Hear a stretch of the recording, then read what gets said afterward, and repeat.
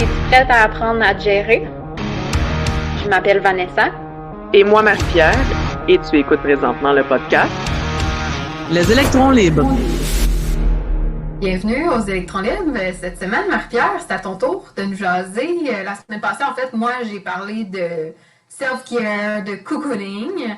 Puis là, cette semaine, tu nous parles de grugeur d'énergie. Fait qu'on a une vibe là, de petit cocooning d'automne, mais d'un point de vue un peu différent. Oui, là, on est en pleine saison de recherche de qu'est-ce que je vais faire pour comme me réénergiser parce que je sais pas vous autres, mais moi, mon automne, mon énergie. C'est rough, hein? Ah, je me trouve là, l'énergie dans le 7e sous-sol, c'est pas une blague.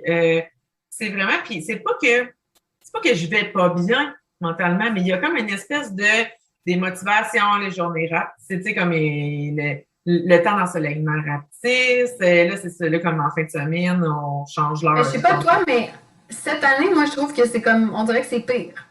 C'est peut-être l'accumulation des derniers mois, années. Oui. Ben, en fait, les psychologues ont sorti des études récemment comme quoi que, ben, justement, là, c'est comme l'accumulation par rapport à tout ce qui est, on commence à être post-trauma. Vous savez, il va y avoir 60% de la population, en fait, mondiale qui va être en post-trauma de la pandémie. Ça, c'est les prévisions pour les 2 à 5 prochaines années. Pourquoi? Parce que, justement, là, c'est une espèce de... Le cerveau essaie toujours de... Je veux faire une parenthèse quand on parle de grugeur d'énergie, c'est que le cerveau essaie toujours de se rattacher à ce qu'il connaît pour gérer son stress. Puis, qu'est-ce qu'on a connu du printemps dernier? C'est un confinement. Fait qu'en fait, après avoir vécu un été sans, tu sais, mettons, l'été 2020, on avait commencé à pouvoir voir les gens, aller à l'extérieur et tout. Et dès que le retour à l'école s'est fait, qu'il y a eu une espèce de retour vers la vie normale, on nous a mis des barrières, comme reconfinement et surtout, quand on n'avait plus le droit de sortir, couvre-feu. Oui, c'est ça, on a eu comme une régression encore plus. Exact. Déjà, il y a comme cette espèce d'anticipation-là des gens de comme, oh my God, mais là, qu'est-ce que ça va être? Parce que ça reste toujours de l'inconnu, malgré que présentement, on est en période d'assouplissement. Mais il reste que le cerveau, lui, pour comme calmer son espèce de tourbillon mental, vient voir, dans le fond, des choses qu'il reconnaît. Il essaye de voir dans son souvenir qu'est-ce qu'il est. Puis oui, moi, je le vois, l'automne, moi, j'ai eu à référer des gens là, de OK, Marie, il était temps que je te vois parce que je ventile parce que j'avais un plan. J'avais un plan pour passer de l'autre côté. Il a fallu que je réfère à un psychologue parce que c'est l'état dépressif est vraiment insane. Puis on se rend compte que vous allez voir, tu sais, comme je vais parler de grugeur d'énergie aujourd'hui parce que souvent on pense que c'est ça qui va venir nous pépper un peu, mais en réalité, puis qu'on croit que c'est confortable, mais qu'en réalité, ça fait juste nous gruger davantage d'énergie. Puis vous allez voir là-dedans, il y a des trucs que ça a été des alternatives durant une pandémie, en fait, qu'on a vécu.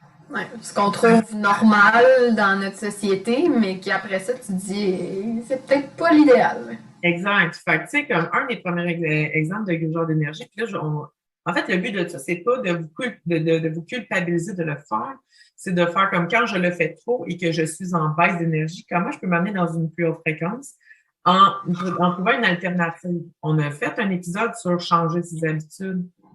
Fait que si vous voulez, comme vous commencez par ça, y aller par des petites habitudes, ce que je vais vous dire aujourd'hui, commencez pas tout ça cette semaine, vous allez capoter. C'est comme, à moins que vous ayez comme un mur tapissé de luminothérapie, faites pas ça, OK? C'est comme un truc à la fois. Tu sais, le premier truc, c'est simple, c'est d'arrêter d'aller au restaurant quand vous avez faim. Allez au restaurant pour que ce soit un événement avec des amis, partager, choisir un lieu où est-ce que c'est convivial, il y a une ambiance, une expérience. Même s'il y a un coût relié à ça, mieux d'y aller moins souvent, puis peut-être plus de faire de la bouffe à la maison avec des aliments de qualité. De profiter de la place, là, tant qu'à acheter de la bouffe de l'extérieur, tant de t'asseoir, de choisir la place, puis pas juste te ramasser un Tim ou un McDo. Là, exact, c'est comme, c'est facile de se dire, j'ai faim, je vais passer à commande de l'auto. En fait, oui, c'est simple, mais si c'était moindrement planifié un peu, gardez-vous des basics dans votre frigo. Puis, maintenant, on fera peut-être une chronique là-dessus de comment garder, là, dans le fond, comme des trucs simples qui peuvent se transformer rapidement. Puis le pourquoi je parle de ça, c'est que j'étais la première à convaincre que moi, le meal prep du dimanche après-midi, ça me tentait quasiment pas. Puis depuis que je vis ça, j'ai vraiment trouvé des alternatives pour que ça soit quick, que ça soit santé, que ça soit des choses que je suis toujours assurée d'avoir des nutriments et qui ne coûtent pas la peau du tout. Marie-Pierre s'est rendue une pro du canage. Oui, mais attends, là. Moi, il fut un temps. Moi, avant de connaître mon ex, quand j'étais mon autre phase célibataire avant, moi, j'ai une de mes amies qui m'appelait Capitaine Congélo. Avant, j'avais un congélateur combo dans mon appartement parce que j'avais un immense appartement pour ceux qui m'ont connu dans Rosemont. On avait littéralement un château. Puis dans une pièce, j'avais un congélateur combo. Puis à chaque fois que quelqu'un me proposait une recette, c'était comme moi, mais ça se congèle dessus. Parce que moi, j'haïssais ça cuisiner. Pour moi, c'est pas que j'aime pas cuisiner. Mais surtout quand tu habites tout seul, c'est que c'est tellement facile de perdre la bouffe. Puis tu sais, tu fais une recette, t'en as pour 4, mais tu veux pas manger juste ça dans ta semaine. Ben, c'est surtout que si je fais une journée de popote, je fais une journée de vaisselle. Je fais pas 15 repas dans ma semaine, 15 fois de la vaisselle. Puis là, je m'en rends compte parce que où est-ce que j'habite présentement, il n'y a pas de lave-vaisselle. Fait qu'elle a facilement la vaisselle. Pour moi, ça, c'est un gros genre d'énergie. Fait que c'est vraiment comme des alternatives comme ça. Cuisiner maison, cuisiner simple, il y a des façons de transformer les aliments pour pas les perdre, qui sont efficaces. Ça va vous donner, on en parle souvent dans nos épisodes, le gaz que vous mettez dans votre machine, c'est ça qui va vous donner votre énergie. Fait que, dans le fond, c'est pas de ne plus jamais aller manger du fast-food. C'est d'arrêter d'avoir le réflexe d'aller au restaurant quand on a faim, mais plutôt d'aller au restaurant quand on en a envie. Puis on parle de fast-food, mais de plus en plus, il y a des gens qui le testent. Le temps de partir, de faire la commande à l'auto, d'arriver chez vous, puis de t'asseoir puis de manger, versus cuisiner une recette simple. C'est plus rapide de le cuisiner pour de vrai. Fait que c'est juste de changer ses perceptions là-dessus aussi, là. Exact. Deuxième point, les marathons Netflix. Oh my God, le Netflix and chill. Pas trop souvent, hein? Ben, moi, en fait, c'est parce que moi, ça devient vraiment une maladie mentale. Moi, si je me pars une série, quelqu'un me dit, t'as-tu écouté ça? Puis là, si j'investigue un peu, moi, ça commence le vendredi soir, ça se finit dimanche soir. Je fais juste changer, tu sais, je fais juste prendre des douches, changer de pyjama. Puis je me suis préparé une petite soupe que je mange toute la fin de semaine. Fait que c'est que, mais à un moment donné, c'est que tu viens lessiver. J'arrivais le lundi matin dans ma vie de salarié. J'arrivais le lundi matin, je suis comme, ah, mon Dieu, il me semble que j'ai rien fait du week-end. C'est dur d'être moins productif, mettons. En fait, le truc que j'ai trouvé par rapport à ça, c'est tant qu'à écouter un écran, écouter quelque chose d'inspirant, que ce soit des TED Talks qui vont durer moins longtemps ou des conférences que vous n'êtes pas nécessairement obligé d'être ancré devant l'écran comme oh my God, comme je vais perdre le suspense si je suis pas 100% captive. Puis il y en a plein sur Netflix. Là, si c'est une question d'investissement de votre abonnement, là, sur Netflix, il y en a plein. Moi, c'est ce que j'écoute sur Netflix. Dépendamment, ben là, c'est sûr que le premier qui me vient en tête, c'est Down to Earth avec Zac Efron, mais c'est plus un reportage sur la nutrition puis sur le véganisme. Mais il y a un documentaire sur Michelle Obama.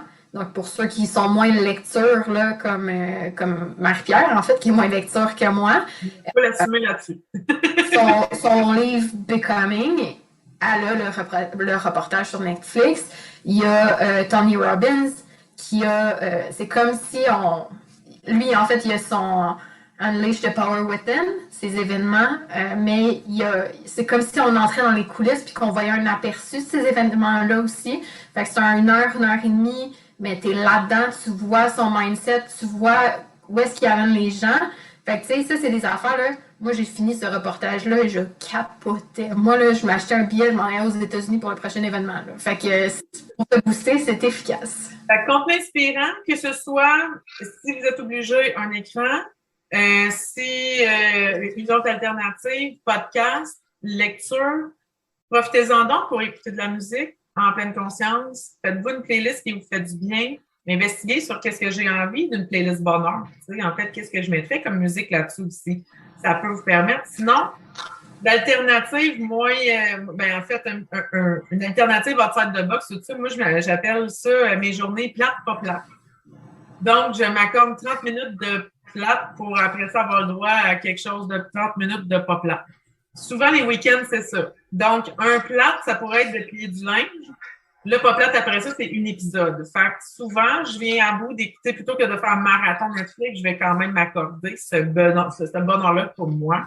D'écouter. Tes pliages, c'est le genre d'affaires que tu peux faire en même temps, tu sais. Fait que... Oui, puis dépendant quel genre de série t'écoutes.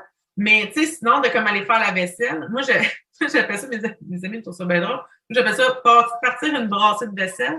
Ça, c'est mettre de l'eau chaude dans le lavabo, la faire tremper. Fait que là, pendant ces 30 minutes-là, je peux écouter quelque chose. À la fin de mon épisode, l'eau est encore chaude, je reviens. Puis là, je la lave, je la laisse sécher, je repars une autre affaire. Fait que ça, c'est des journées plates, pas plates. C'est souvent ce qui compose mes week-ends. Troisième point, les amis toxiques. On crée ça au vidange. On a déjà fait un épisode là-dessus. Marie Kondo de ton environnement. Tes relations. De tes relations. Va replonger dans cet épisode-là. Transforme ça en un entourage entouré de mentors, des gens avec qui tu peux échanger, vulgariser des nouveaux sujets, apprendre des nouvelles choses, des personnes qui vont vraiment t'élever à être une meilleure personne. Quatrième point, on parlait de la télé. La télé, dans son sens propre de zapping, de je m'accroche devant, puis on en parlait tantôt off-cam, c'est fou à quel point que tu es une entraîneur, puis que là, tu es comme les gens la première fois qui disent c'est j'ai pas le temps, mais qui passent littéralement leur soirée sur la télé pendant 3 heures de temps. Ah ben, ça va écouter OD, ça va écouter District 31, ça va écouter Tout le monde en parle, ça va écouter plein d'affaires. Mais après ça me dit j'ai pas le temps de m'entraîner. T'as pas besoin de t'entraîner à tous les jours 30 minutes. Moi, c'est ce que je fais le plus possible. Mais officiellement, ce qui est recommandé, c'est 3 fois 30 minutes. C'est 1h30 dans ta semaine. 30 minutes par jour, c'est 2%. Si c'est genre 3 fois 30, tu sais, 1h30 dans ta semaine, je pense que ça revient à comme 0,5% de ta semaine. C'est ça. Puis moi, je peux pas croire qu'encore en 2021, il y a des gens là, qui s'assoient devant la télé quand ça passe en direct. Tu sais, comme, il y a les Tout.tv de ce monde et justement les Crave, Netflix, même nous. Moi, ça fait 3-4 ans que j'ai plus la télé. Hein. Ils sont tous en rattrapage sur Internet. Fait que je peux pas croire que, tu sais, je veux dire, moi, ça doit faire 15 ans, j'ai pas dit, faut que je sois chez nous lundi à 17h pour écouter quelque chose. J'ai jamais dit ça. Je veux dire, ça fait plus partie de mon vocabulaire. Fait que de transposer le temps d'écran de télévision, de binge, puis c'est même pas de binge-watcher quelque chose, là, c'est vraiment du zapping, là, de je m'installe, je mets du bruit, puis je sais pas c'est quoi je vais écouter. Ben, quand on s'entraîne pour vrai, là, tu sais, puis je suis la première, je m'entraîne pas sur une base régulière, mais c'est rien 3 jours semaine bouger. Ne serait-ce que ça soit danser dans ton salon en mettant de la musique. On parle même pas de lever des poids, là. On parle juste d'activer le corps. Bouger. Va marcher 30 minutes. Tu perds les mêmes calories que tu marches ou que tu cours un 2-5 km. Tu vas avoir le même apport physique. Tes muscles ne travaillent pas de la même façon, de la même intensité, ton cardio non plus. Mais techniquement, en termes de... Puis là, je sais que tu n'aimes pas ça, là, mais en termes de calories, tu perds la même affaire. Fait que ça n'a pas d'impact. Fais-toi pas chier. Moi, ça me fait chier courir. Ça me fait vraiment chier. Mais ça commence. Enceinte, je ne peux plus. Fait que j'ai mon excuse, mais je vais marcher 40 minutes. C'est sûr que ça va me prendre le double du temps de faire mon 5 km. Mais si je marche mon 5 km, que je l'aille couru ou pas, pour moi, c'est la même dépense calorique. C'est ça, c'est de trouver qu'est-ce que t'aimes. C'est pas obligé d'être justement des poids. Ça peut être de la danse, ça peut être marcher, ça peut être... il y a tout, c'est du vélo, peu importe. Mais ouais, bouger. Le 4e point, c'est chialer. Comme, tu sais, là... On est bon là-dedans, hein, dans la vie. C'est facile. Ben, de juste critiquer, être dans la critique, être dans le gossip, ah ouais, mais elle, on sait bien, puis tout le kit, puis t'es juste comme, hey, plutôt que de focuser sur le négatif, pourquoi tu ne focuses pas sur le positif? Pourquoi tu n'es pas dans la gratitude? Plutôt d'être désolé, puis de t'excuser, puis de comme dire, mais comment ça, puis que c'est injuste, ben, sois donc dans le merci.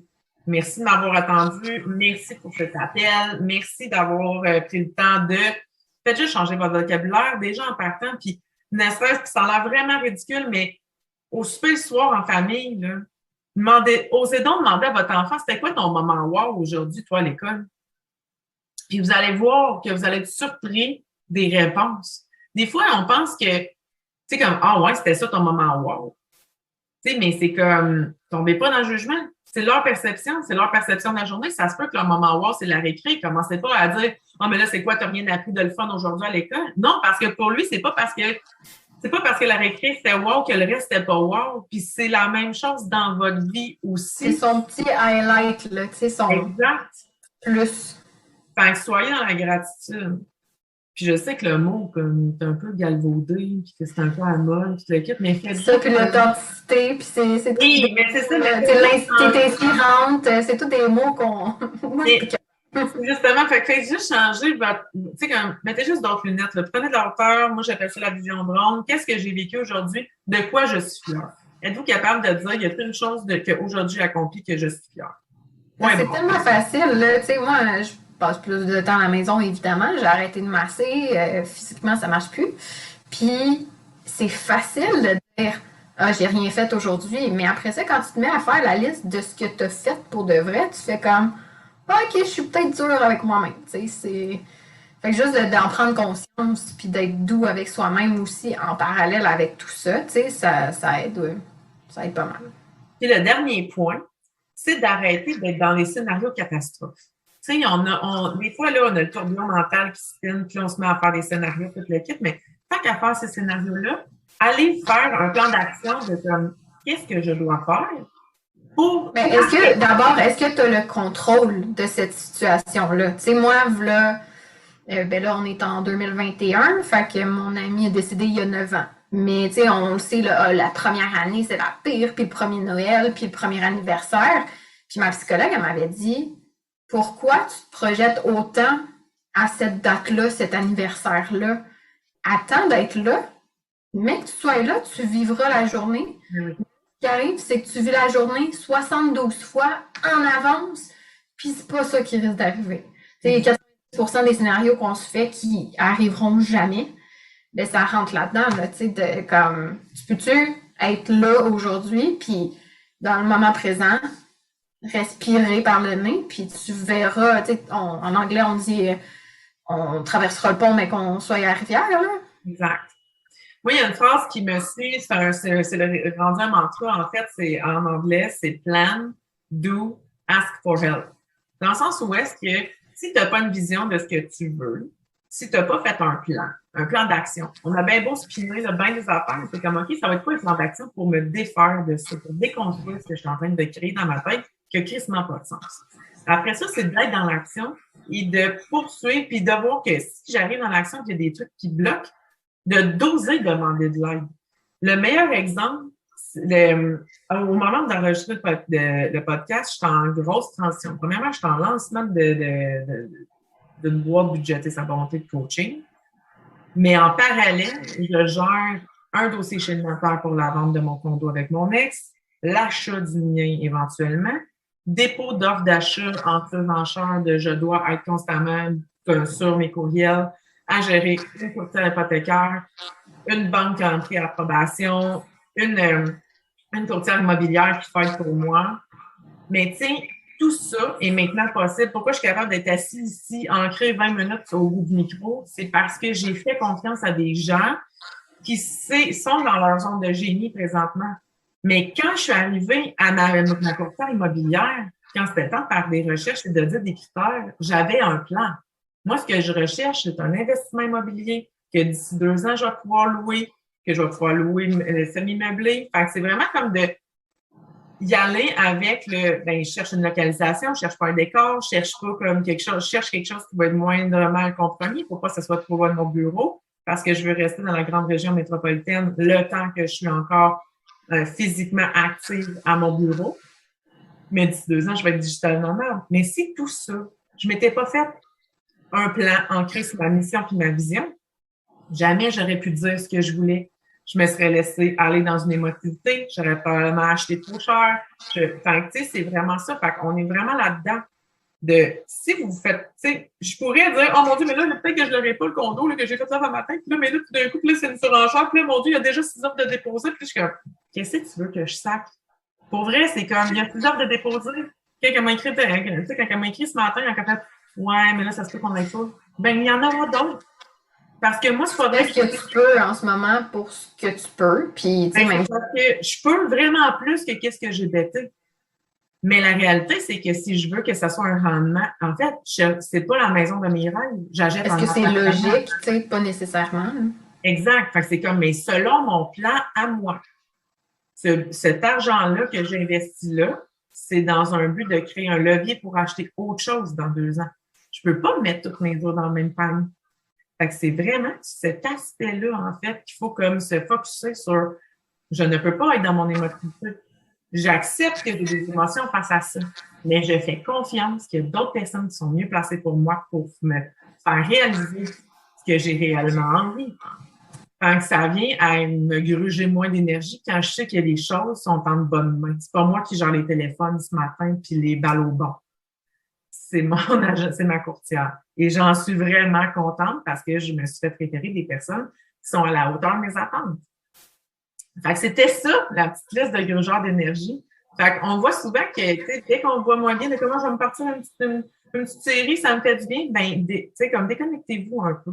T'en as parlé dans l'épisode du cocooning, puis je pense que ça revient à ça de créer son environnement sur mesure, ça fait partie de ça aussi. Budgéter sa bonté aussi, ça fait partie de ça. Tu sais, arrêtez de donner, donnez-vous à vous-même, vous devriez vous payer en premier, mais la bonté aussi, ça fait partie de ça.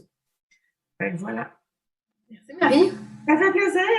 Super intéressant. Puis, ben, on se revoit bientôt pour un autre épisode. Yay! Bye! Ciao!